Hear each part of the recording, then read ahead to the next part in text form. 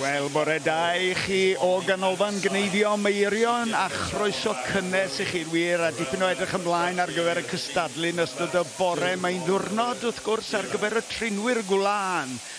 Dyna'r cwestiwn ydy, beth sy'n digwydd i'r gwlan yma ar ôl iddo fod oddi ar y ddafad? Wel, fan hyn, da ni'n darganfod hynny.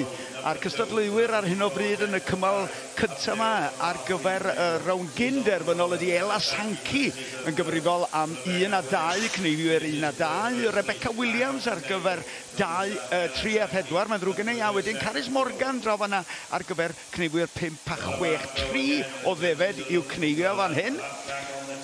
A'r gamp ydy bod mor gyflym a thaclus a sy'n bosib yn 3 yn y gwlan yma, yn helo at ei gilydd, gwneud o mewn I belen fach fel bod o'n mynd I gymryd cynlleiad o le a sy'n bosib I mewn yn y pacloth.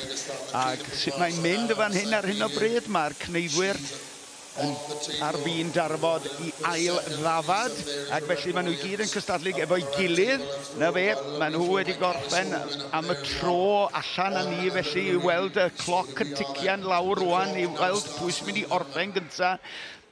Mae'r tafliad yn holl bwysig. Mae'r tafliad, â chi'n sylwi, yn golygu bod chi'n cael golwg ar hyd tu allan y cnu I gyd I weld os oes yna chydig bach o faw, chydig bach o falle redyn neu rhywbeth eisiau tynnu hwnna I gyd allan, achos mae hwnna'n amharu ar ansawdd y glân. Dyma ni rwan ar un y fan hyn, Ela Sanci ydy hon, mynd I baratoi ar gyfer y tafliad.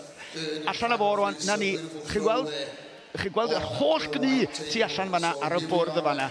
Golwg sydyn arno a wedyn hel yr ochrau mewn yn y cyfamser pen arall yma ni mae Carys Morgan wedi eisoes rowlio y cnuna at ei gilydd a'i gyrlymio a'i roed o yn y blwch ac yn clirio y manion bach rwan, y manion, y glân man. A mae hwnna'n holl bwysig I fi, os ym llawer o werth iddo fo, ond mae rhaid parchu bob tamed o wlân. Mae o'n un o'r cynhyrchion cynaliadwy yma, y dylen ni fod yn gwneud llawer iawn mwy ohono fo, a deud y gwir. Mae ni felly, nola ni, mae Ela Sanci rwan yn clirio'r llwyfan hefyd, achos mae'n rhaid wastad cadw'r llwyfan yn lan ac ofni'r cneifwyr lithro.